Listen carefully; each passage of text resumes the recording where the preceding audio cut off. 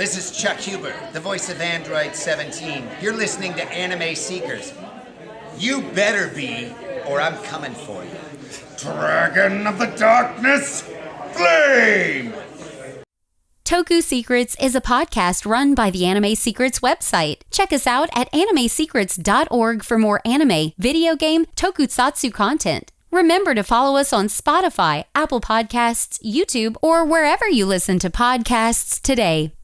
Hey guys, I'm Hunter Dino. I'm your Pink Dino Fury Power Ranger and your Red Cosmic Fury Power Ranger, and you're listening to Toku Secrets Podcast.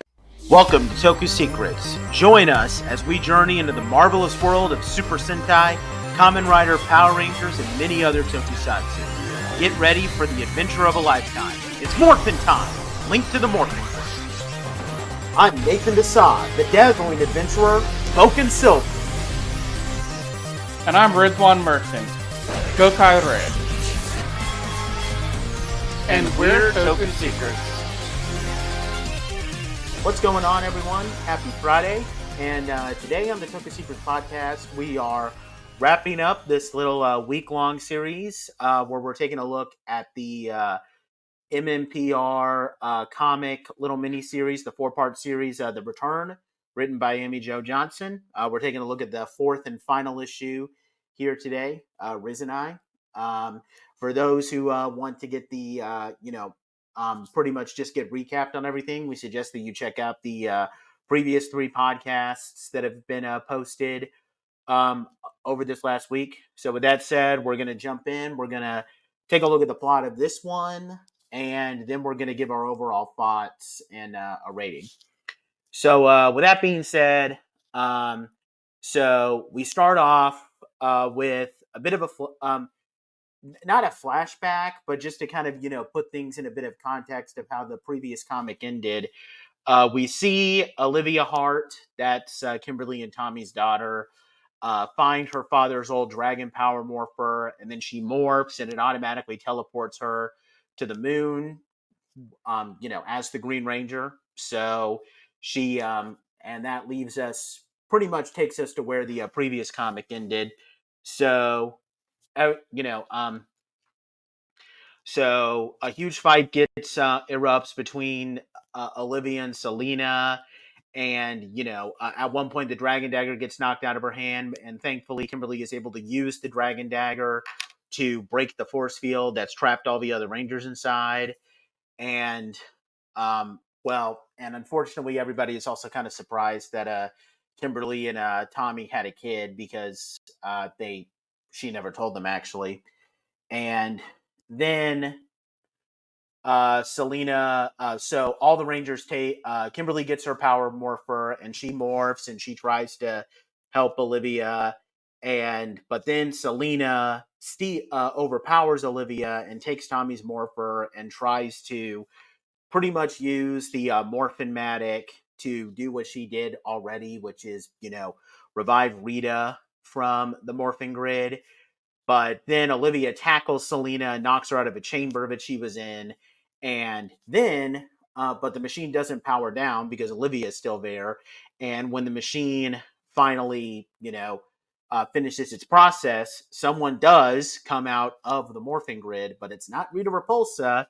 It is the man, the myth, the legend himself, Tommy, who also returns in his late 20s. So he has no idea what happened. So even though it's been like years and years and years and years and years, to Tommy it probably feels like he's only been gone for a couple of days, which is why he's incredibly surprised to see everybody looking older. And unfortunately, Selena cannot use fortunately, never mind. Then Selena cannot use the remainder of the machine anymore, because the last of the magic clay was used up in that process to bring Tommy back. And so Selena, enraged, she takes Trini's morpher and morphs into a corrupted version of the Yellow Ranger, which has kind of a mix of the Yellow Ranger suit with a little bit of Lord Zedd's suit added to it. And, she gets into a fight and she goes after the Rangers, while Vinster, who's also enraged, he's kind of, merged with the putties to kind of create this Mega Vinster of himself. and he goes after the Rangers. And so the other Rangers, they get their morphers, they all morph. Jason, Zach, and Billy take on Vinster. Tommy, after Olivia gets overpowered, well, first Tommy meets Olivia for the first time, which is kind of a surreal experience that he's meeting his child when she's like probably like in her teens or something. And while he's still 20, so I mean he could probably technically be old enough to be her sister. But yeah, so he becomes the Green Ranger, and the Rangers all so they defeat the Vinster monster, and Kimberly is ready to kill Selena, but Tommy convinces her not to, and he basically tells Selena that I saved you. And he pretty much tells her what happened, which for those of you who did not who just decided to jump into this comic, he reveals that he used his communicator to help her escape when the moon base was about to blow up. And as a result, she survived, and Selena is left in complete shock. She retreats from the base, and vowing that it's not over.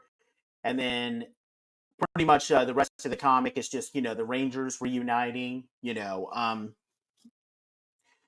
get a brief cameo from the G Rangers, who appear in one panel, which I'm pretty sure I mentioned that in a previous comic as one of the spoilers I got, because I amazingly was able to avoid a lot of spoilers for this comic. But yeah, so the Rangers, they decide that they don't want to give up being Rangers, and they're going to remain a team. There's no longer going to be a world with no more Power Rangers. Apparently, Jason believes that Tommy should lead the team, though. And everything appears to end all happily ever after, except then Selena goes to the ruins of the command center, getting all angry that she wasn't able to bring her mother back. And then in the command center, someone wearing the White Ranger suit, we don't know who the White Ranger is saying, "Who are you? And where's Zordon?" To be continued? And Question that's how the mark? comic ends.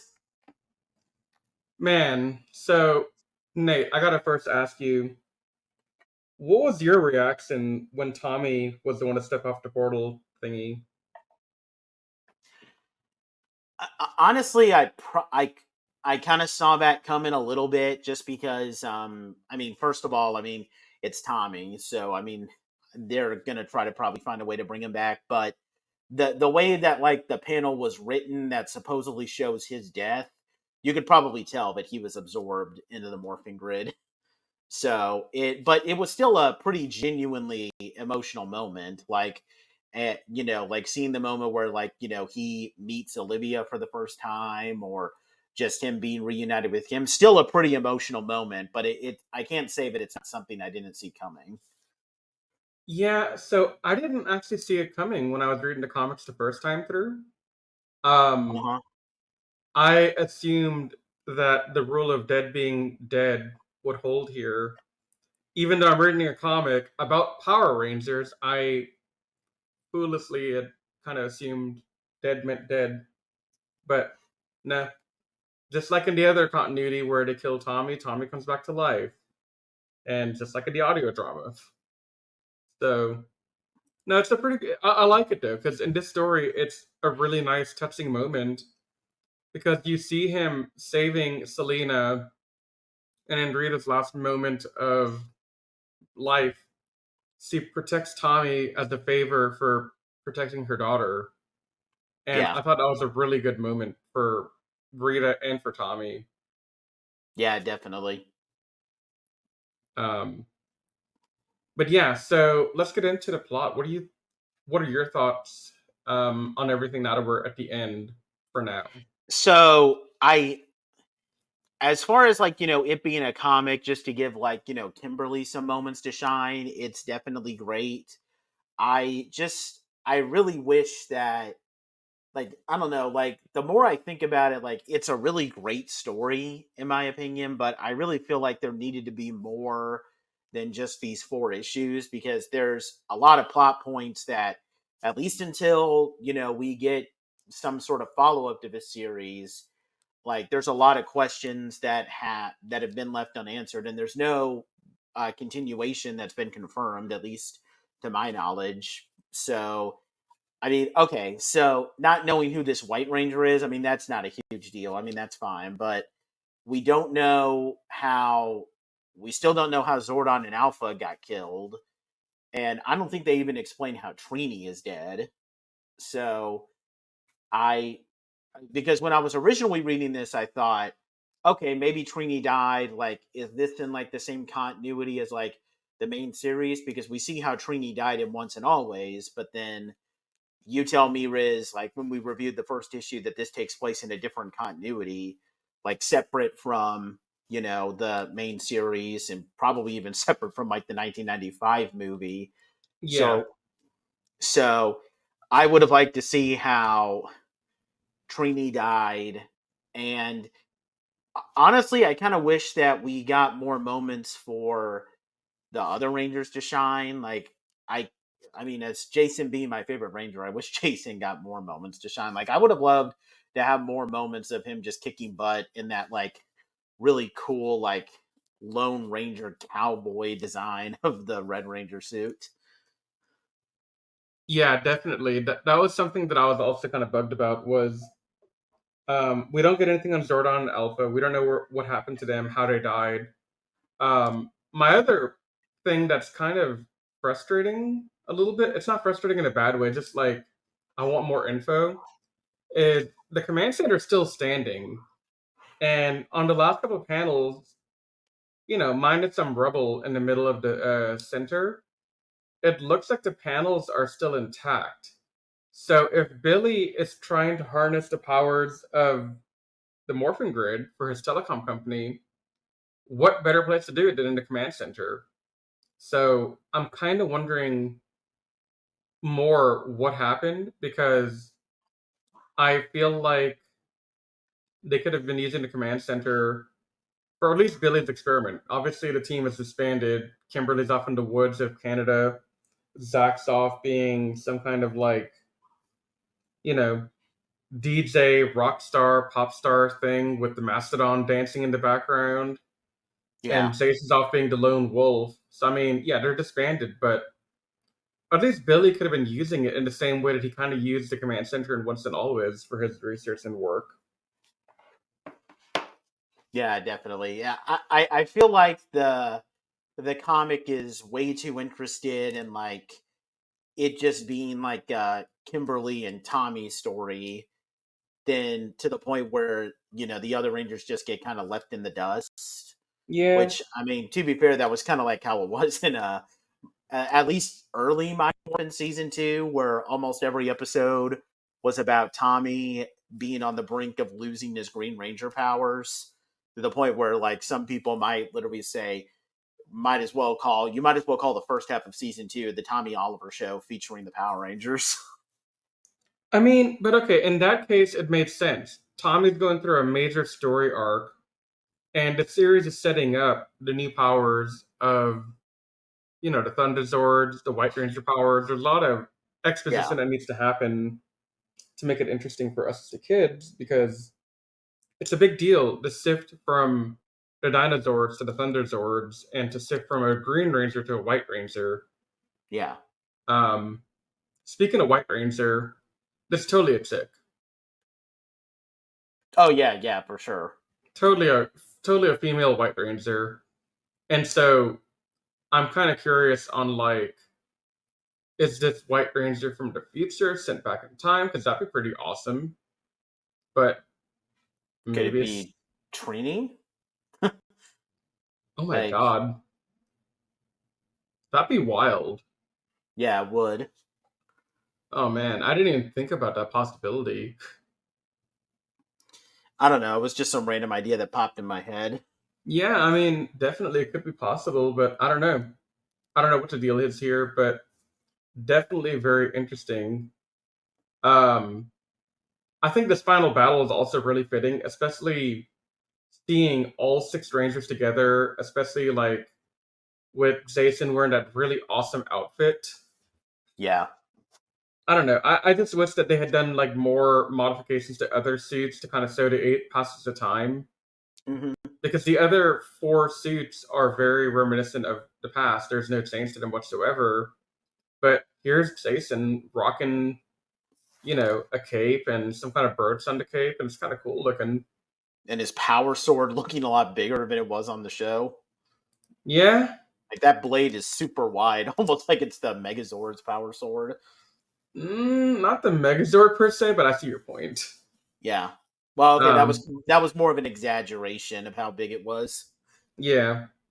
And also, I do want to mention real quick, I like the kind of foreshadowing we get of Olivia being the Pink Ranger in the future, because on her jacket she has green and pink, which is both a nod to her parents, but also to the nod that she'll play both colors at some point. Yep. So that was a nice little touch, I think, for just continuity and just making sure that she's covered both ways. Yeah.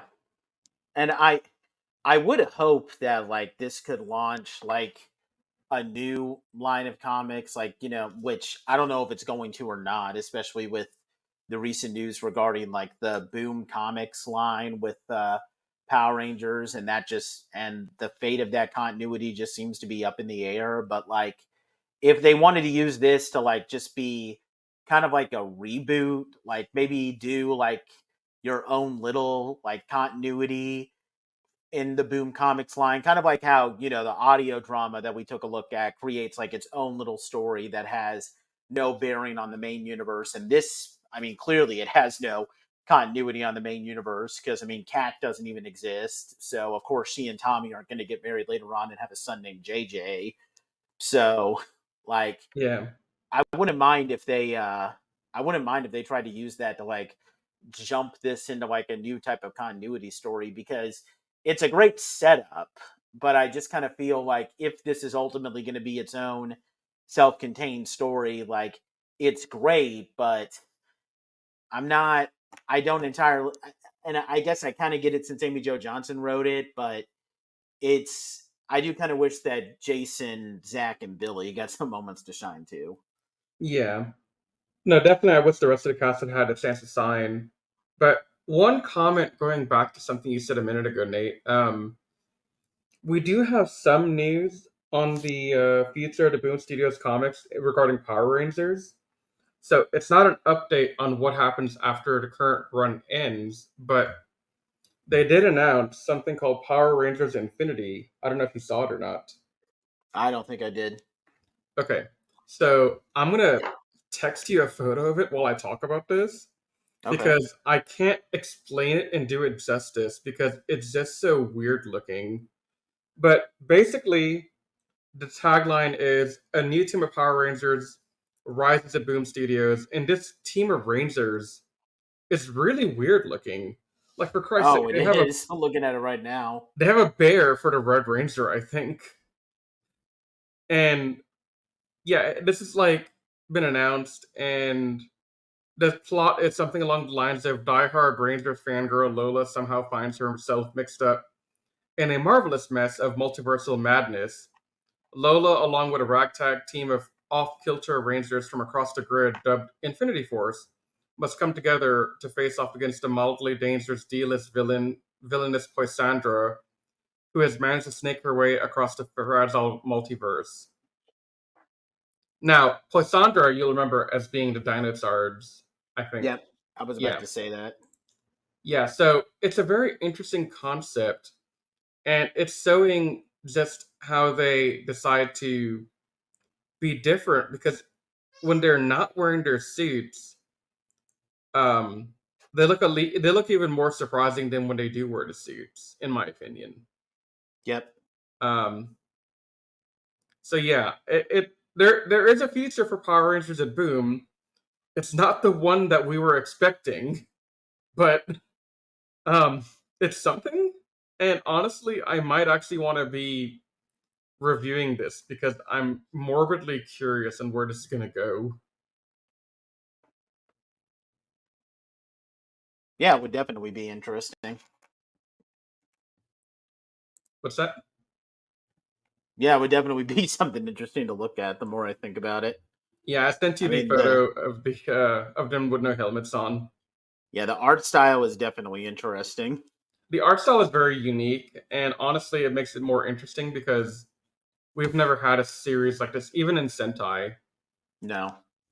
So I'm very interested to see where we go. And I know we're talking about the return comic here, but one last side note about the future of the Rangers. Can we just get an animated series about the Rangers and forget about live action? Yeah, I wouldn't mind seeing that. Like, I think that'd be a lot cooler, but that's just me. But to get back to the return, it's a very decent comic line. Like I still need to read pieces. I still need to read like the Shattered Grid part, which I mean, maybe at some point we'll review that here on the on Toku Secrets, which would definitely mandate that I would have to check that out. But uh, but yeah, I mean, I That'll would take a say that. while. But yeah, this is definitely a solid little mini story just to get the OG team back together, and I guess for maybe some fans who are always who have always had like a bit of like personal I don't want to say hatred, but just kind of a disagreement with how the whole like obviously there's like in pop culture, everyone is always going to remember Kimberly and Tommy getting back together. No, Kimberly and Tommy being like the main couple. But then like the diehard fans who stuck with the show after Mighty Morphin, they're of course going to hate that Kimberly broke up with Tommy and Zio, and then Tommy goes and gets with Kat, and then they later imply that well, actually, I mean, in the main series now, it's been confirmed that like Tommy and Kat have a child now. Like, I, for a lot of people, this might just be a bit of Sam fan service. Like, hey, maybe Tommy and Kimberly could have remained together and had a child. Like, Yeah, yeah, because I I mean, remember, because I remember on like this one side note of like there was this one website. Unfortunately, it's not active anymore. Like I've looked for it, and I did find a link to it, but now at 404s every time I try to uh, click on it. I There was a website that I used to take a look at that like detail like a lot of like romance stuff with Power Rangers. It would uh it would take a look at like every major couple and like show pictures of like highlights of them together. And there was also this little like fan fiction section, and there was this one story that someone wrote, that fictional of course, about how Tommy and Kimberly got back together after he and Kat were kind of a thing. And I don't know, like it always rubbed me the wrong way because the story seemed to go out of its way to try to make Kat seem terrible because it revolves entirely around Kat's point of view and how sad that she is that she's not with Tommy anymore. And it kind of broke my heart a little bit. But yeah, I mean, the amount of like hate that people have for like the Tommy Cat couple sometimes.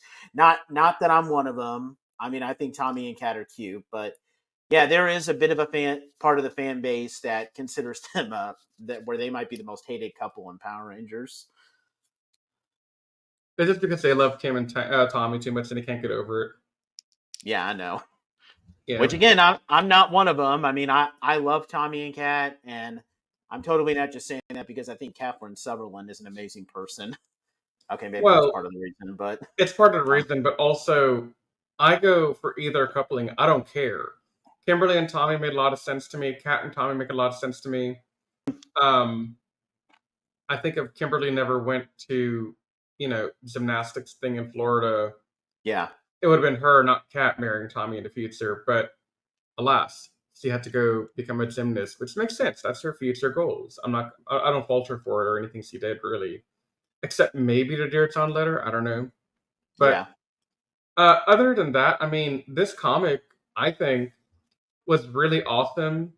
Though I do wish that this had been extended out to be like maybe a 10-issue comic series instead. Just because there's so much story that we're not getting right now with the Zordon Alpha thing. Um, a slower build up would have been nice because I feel like we kind of it kind of rushed the pacing a little bit to me. When now that I've seen the entire comics series, Mm-hmm. I feel like there's not really much room to like breathe and be like, okay, let's just enjoy the movie. It's always like bam, bam, bam. Something's happening. Something big's going down. And honestly, when I got to issue 3's end, I was like, how are they going to wrap this up in one issue? And I mean, they did a good job wrapping it up. I have no problems with how they did it, but I mean, we could have had a little bit more going on. Like, I don't know.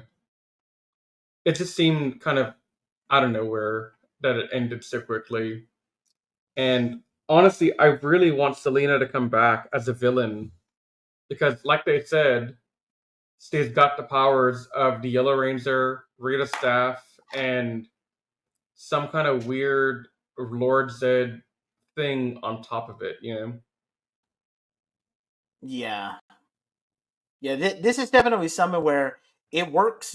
It works decently enough as a four-parter, but you probably could have split this up into at least 8 parts, and then like maybe have maybe two comics dedicated entirely to like how Zordon and Alpha got killed, this supposed final battle with Rita and Zedd, and then maybe have a couple of more comics like showing what the Rangers have gone on to do, like how Trini died, Jason slowly kind of descending into like this madness, like that he went through, that they didn't explore nearly enough as they probably should have in issue number 1. Like, I don't know, like I get why Kimberly is going to get a bit more focus because this is Amy Jo Johnson writing it, but Yeah. yeah, and maybe she tried to get more